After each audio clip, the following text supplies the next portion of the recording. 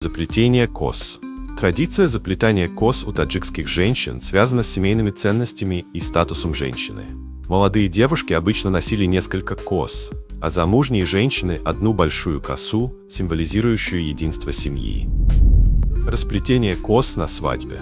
На таджикских свадьбах существует обряд расплетения кос невесты, который символизирует ее переход в статус замужней женщины. После свадьбы ее прическа меняется, подчеркивая новый этап в жизни. Волосы как символ чистоты.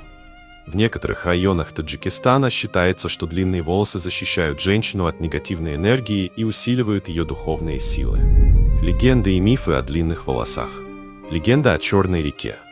Говорят, что в одном из горных районов жила девушка с такими длинными и блестящими волосами, что они напоминали реку, стекающую по склону. Местные жители верили, что ее волосы приносят благословение земле, а ее расческа